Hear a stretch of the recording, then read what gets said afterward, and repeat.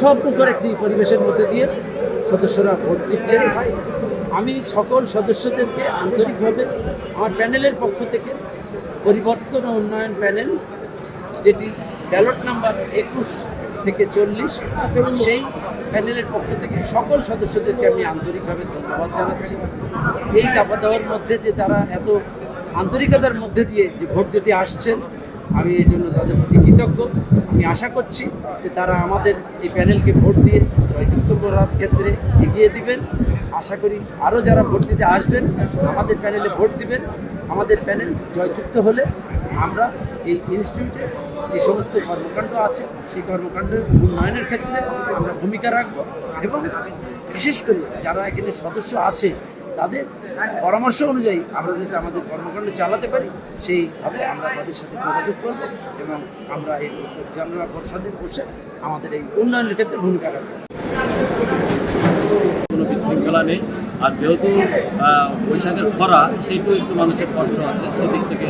আর যেহেতু আমাদের ক্যান্ডিডেটরা হয়তো বা বেশি সময় পাননি, সে কারণে বোঝা যাচ্ছে যে অনেক মানুষ এখানে হচ্ছে নতুন নতুন মুখ দেখে একটু চিন্তা করছে কাকে ভোট দেবো কাকে ভোট দেবো, এরকম একটা ব্যাপার আছে। ওভারঅল সব মিলে দারুণ একটা পরিবেশ তৈরি হয়েছে ভোটের জন্য। এবং আশা করি যে যারা হচ্ছে হলো এই যশোর ইনস্টিটিউট বা ঐতিহ্যবাহী এই প্রতিষ্ঠানটার দায়িত্ব পেতে চলেছেন, তারা আমরা সাধারণ ভোটার হিসেবে, আমরা সাধারণ সদস্য হিসেবে আশা করব তারা অবশ্যই যেন এই প্রতিষ্ঠানের যে গৌরব বিনষ্ট হয়েছে সেই গৌরবকে তুলে নিয়ে আসবে। এইটুকুই আমাদের প্রত্যাশা। চমৎকার। আমি 21 প্যানেল কেন প্রধান এদের সিলেকশন 6 বছর পরে ভোট হচ্ছে। 20 সালে ভোট হয়েছিল। আমার কাছে মনে হয় 20 সালের পরে 23 সালে যেটা হচ্ছে সিলেকশন ভোট, এবার আবার চমৎকার ভোটাধিকার প্রয়োগ করছে লোকজন, প্রচুর ভোটারের উপস্থিতি এবং অসম্ভব সুন্দর পরিবেশ। আমি মনে করি আমার দল 1 থেকে 20 আমরা পুরো প্যানেলে বিজয় হব।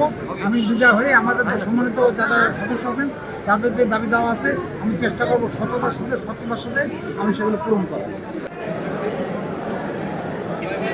সামাজিক সংগঠনগুলোতে প্রতিযোগিতামূলকভাবে ভোট হওয়াটা বাঞ্ছনীয়। কেউ কোনো প্যানেল করে সেটা চাপাই দেওয়া এটা ঠিক নয়। যাদের ভোটারদের যে ইচ্ছা, সেই ইচ্ছার প্রতিফলন যাতে এই ভোটে হয় সেই হিসেবেই ভোটটা দেওয়া প্রত্যেকটা ভোটারের দায়িত্ব। এবং এর সাথে কিছু অঙ্গীকার থাকে বিভিন্ন প্যানেল, এই অঙ্গীকারগুলো যারা করেছে ভোটের পরে যেন সেই অঙ্গীকার তারা বাস্তবায়ন করে, এটাই আমাদের ভোটারদের প্রত্যাশা। এছাড়া আর বেশি কোনো প্রত্যাশা নেই। আর একটা প্রত্যাশা আছে, যেহেতু আমাদের মাননীয় প্রধানমন্ত্রী এখানে আসবেন, এখানে ভিজিট করবেন, যারাই পাস করুক তারা অন্তত মাননীয় প্রধানমন্ত্রীর যে কাজগুলো আছে তার একটা প্রেসকে তুলে করে তার কাছে দাবিটা জানাই, এটি আমাদের প্রত্যাশা।